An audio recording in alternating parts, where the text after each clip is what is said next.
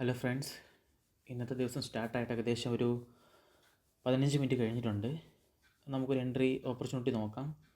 ഈ എൻട്രി എടുത്തു കഴിഞ്ഞിട്ട് ഇതിൻ്റെ അവസാനം, ഈ വീഡിയോയുടെ അവസാനം ഞാൻ നിങ്ങൾക്ക് എന്തുകൊണ്ട് ഞാൻ ഈ വീഡിയോ എൻട്രി എടുത്തു എന്നുള്ളതിൻ്റെ ലോജിക്ക് ഞാൻ പറഞ്ഞു തരാം. നമുക്ക് എൻട്രി എടുക്കാം.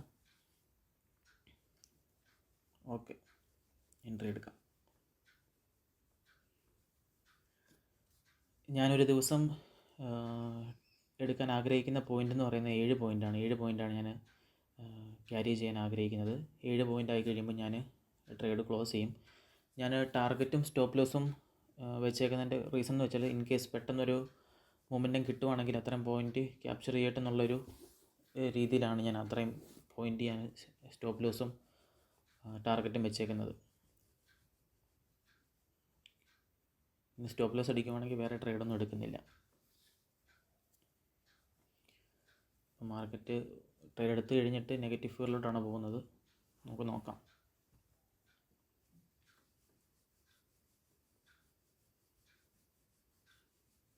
പച്ച കണ്ടു തുടങ്ങിയിട്ടുണ്ട്. ഓക്കെ, നമുക്ക് 7 പോയിൻ്റ് അച്ചീവ് ആയിട്ടുണ്ട്. നമുക്ക് ക്ലോസ് ചെയ്യാം. നമുക്കിവിടെ 5 മിനിറ്റിൻ്റെ ടൈം ഫ്രെയിമിൽ നോക്കുമ്പോൾ അറിയാം, ഇന്നലത്തെ മാർക്കറ്റ് നല്ല ആദ്യത്തെ ഒരു റെഡ് ക്യാൻഡിൽ ജനറേറ്റ് ആയി കഴിഞ്ഞിട്ട് ഫുള്ള് സൈഡ് വൈസ് ആണ് മാർക്കറ്റ് മൂവ് ചെയ്തുകൊണ്ടിരുന്നത്. നമ്മൾ ഇന്നത്തെ ദിവസം ഓപ്പൺ ആയി കഴിഞ്ഞിട്ട് നമ്മൾ 1 മിനിറ്റ് ടൈം ഫ്രെയിമിലോട്ട് നോക്കുമ്പോൾ ഇന്നലത്തെ പോലെ തന്നെ ഒരു റെഡ് ക്യാൻഡിൽ ജനറേറ്റ് ആയി.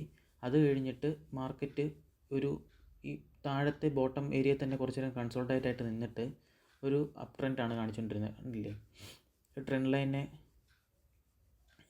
സപ്പോർട്ട് ചെയ്താണ് മുകളിലോട്ട് പോയിക്കൊണ്ടിരുന്നത്. അത് കഴിഞ്ഞിട്ട് മാർക്കറ്റ് ഒരു പർട്ടിക്കുലർ ഏരിയയിൽ കൺസോൾട്ടേറ്റ് ആയിട്ട് നിന്നു.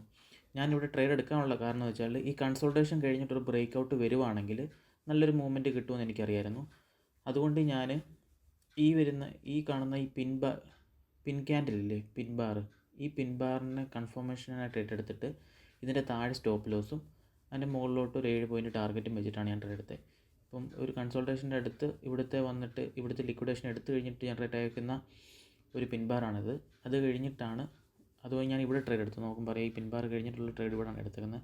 ഏകദേശം നമുക്ക് 140 എൻട്രി കിട്ടേണ്ടതായിരുന്നു, പക്ഷേ നമ്മൾ എടുത്തപ്പോൾ 144 സംതിങ് ആയിപ്പോയി എൻട്രി. അത് കഴിഞ്ഞിട്ടുള്ള പോയിൻ്റാണ് ക്യാപ്ചർ ചെയ്തേക്കുന്നത്. ഈ ലോജിക്ക് എല്ലാവർക്കും മനസ്സിലായി എന്ന് വിശ്വസിക്കുന്നു.